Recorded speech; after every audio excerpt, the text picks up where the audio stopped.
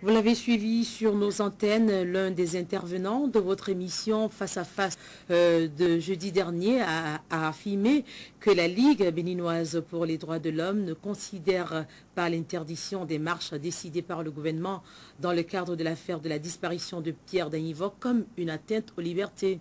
En réaction donc à cette affirmation, le président de la Ligue béninoise pour les droits de l'homme s'inscrit en faux et apporte un démenti. Julien Tobadja condamne au contraire cette décision du gouvernement. Il est au micro de Rudolf Karl et de Clarisse Dassy. Et la Ligue s'est réunie. La Ligue s'est réunie et a pris une position sur cette affaire.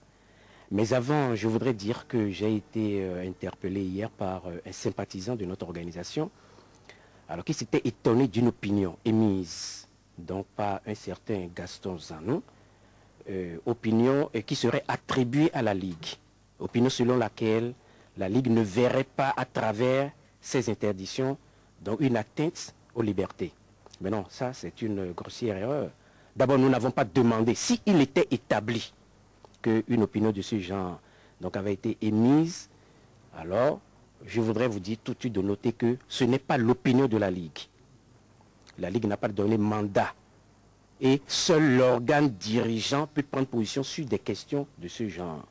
Alors, la Ligue s'est réunie, comme je vous le dis. Donc, et notre position, naturellement, sur cette question est claire. C'est une atteinte aux libertés et aux droits de l'homme. Mais comment peut-on interdire une manifestation pacifique?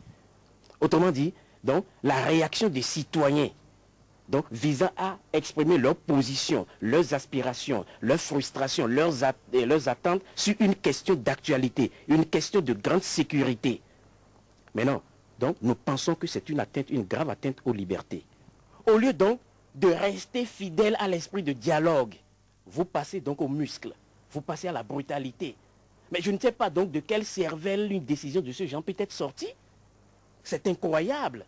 Donc aujourd'hui, alors que le gouvernement n'a pas encore convaincu le citoyen, il faut que le citoyen ait la liberté de dire ce qu'il pense. La liberté a toujours vaincu la répression. Donc c'est vous dire que c'est peine perdue. Alors donc ce qui se fait là, donc c'est inutile. C'est inutile et c'est tout à fait, et c'est à juste titre que les syndicats ont réagi.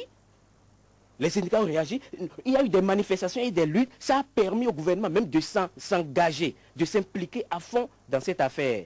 Puis soudain, comme tournant kazakh, vous voulez demander aux gens, cessez les manifestations, cessez ci, cessez cela, comme si c'est ça qui serait donc la solution à la question actuelle. Non, il faut que les citoyens, je l'ai dit, aient la liberté de dire ce qu'ils pensent, entièrement. Donc, c'est tout à fait juste que les syndicats aient réagi.